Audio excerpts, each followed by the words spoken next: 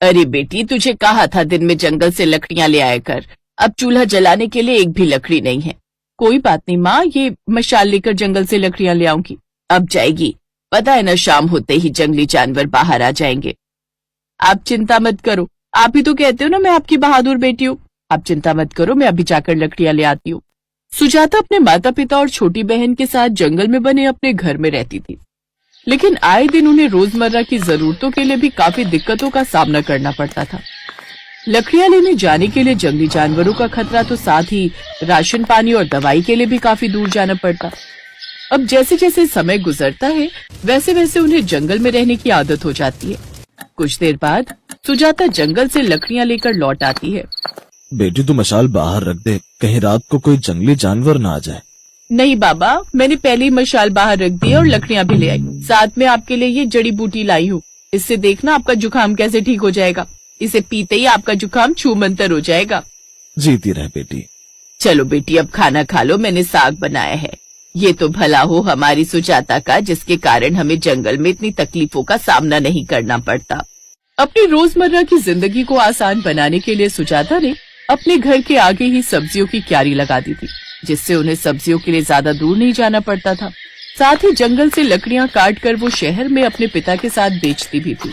लेकिन अब सुजाता की शादी की उम्र हो गई थी। उसके लिए एक रोज पहाड़ों से रिश्ता आया, जिसके लिए झट से उसके परिवार वाले मान गए। मुझे तो खुशी है कि मेरी बेटी को पहाड़ों का ससुराल मिला है। अब तू पहाड़ी जिंदगी जिएगी और खुश रहेगी। लेकिन माँ, मुझे आप लोगों की चिंता सताती रहेगी।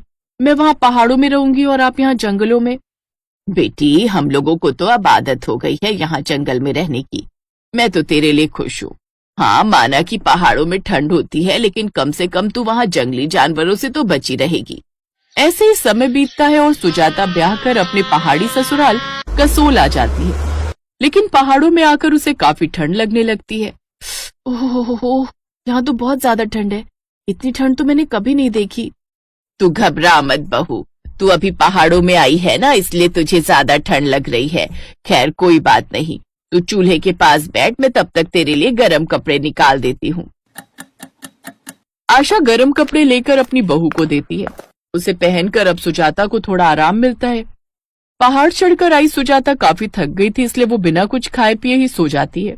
फिर अगली सुबह, बहू, आज तेरे पहाड़ी ससुराल में पहली रसोई की रस्म है। बाहर घर के नीचे ढलान है ना, उसके नीचे कुछ सब्जियां लगी हैं। जा वहीं से तोड़ कर ले आ और कुछ बना ले। ठीक है माँ जी। सुजाता जैसे ही ढलान के पास सब्जियां तोड़ने जाती है तो उस ढलान को देखकर घबरा जाती है। हे भगवान, यहाँ तो ढलान के आजू बाजू में कितनी गहरी खाइयां हैं।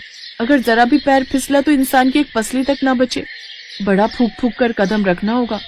सुजाता बड़े आराम से उस ढलान से उतरकर सब्जियां तोड़ कर ले आती है। वो जैसे ही सब्जियां लेकर ऊपर आती है तो बर्फ पड़ने के कारण उसका आंगन में पैर फिसल जाता है और वो धड़ाम से नीचे गिर जाती है। ओए माँ, अब मेरी कमर, लगता है अब तो टूट ही गई। फिर जैसे तैसे वो अपनी कमर पकड़कर रसोई तक जाती है और चूल्हे के पास बैठकर खाना बनाने लगती है। उसके हाथ का खाना सबको बड़ा पसंद आता है, लेकिन अब तो उसे हर छोटे बड़े काम के लिए उस पहाड़ी ससुराल में बड़ी तकलीफ होने लगी। पहाड़ी चढ़कर उतरकर उसे सामान के लिए दूर जाना पड़ता। उफ, इस पहाड़ी ससुराल में तो मैं 2 महीने में परेशान हो गई। ऊपर से यहाँ आए दिन तो मैं गिरती पड़ती रहती हूँ, उससे चोट लगती है सो अलग। इससे तो अच्छा मेरा जंगल वाला मायका ही था, कम से कम ये सब तो नहीं सहना पड़ता था। लेकिन अब कोई रास्ता भी तो नहीं है। लगता है अब मुझे इन पहाड़ी ससुराल में रहने के लिए अपने ही जुगाड़ लगाने पड़ेंगे। फिर कुछ दिन बाद, अरे सुजाता, ये तुम क्या कर रही हो? ये इतने सारे लोहे की कीलें और जूते, इनसे तुम क्या करोगी? आपको याद है मैं उस दिन उस बर्फ में गिर गई थी और एक बार माँ जी भी गिर गई थी, तो बार बार गिरने और चोट लगने से बचने के लिए ये मैं कील के जूते बनाऊंगी। कील के जूते कैसे बहू? माँ जी बस आप देखते जाइए। सुजाता अब सबके जूतों से सोल निकालकर उसके अंदर कील ठोक देती है, जिससे अब उन्हें बर्फ में चलने में आसानी हो जाती है और अब वो बर्फ में फिसलने से बच जाते हैं। अरे वाह बहू, तेरा जुगाड़ तो बड़ा कमाल का है। अब तो इस बर्फ पर चलने के साथ साथ मैं इस पर दौड़ भी सकती हूँ, ये देख। ये कहकर आशा देवी यहाँ से वहाँ भागने लगती हैं। उसे बर्फ पर ऐसे भागता देख उनकी पड़ोसन वहाँ आती है। वाह आशा, तू तो इस बर्फ पर कैसे भाग रही है, लेकिन फिर भी फिसल नहीं रही। अरे ऐसा कौन सा जादू टोना सीख लिया तूने? ये कोई जादू टोना नहीं है काकी, बल्कि मेरा जुगाड़ है। आप भी इन जूतों को पहनकर देखिए, आप भी नहीं गिरेंगी। विमला जैसे ही वो जूते पहनकर देखती है तो वो बहुत खुश होती है। वो तो यहाँ से वहाँ लहराते हुए, दोनों बाहें फैलाए हुए गाना गाते हुए भागती है। मैं चली बनके हवा। बड़ा मजा आ रहा है बहू, तू मेरे जूतों को भी ऐसा ही बना दे। जी काकी। आशा और सुजाता उसको देखकर हंस रही थी। कुछ दिन बाद, अरे आपको तो चोट लग गई। पहाड़ों में चढ़ते उतरते तो ये सब होता ही है सुजाता। मैं दवाई लगा देती हूँ। लेकिन बहू, मरहम तो घर में खत्म हो चुका है।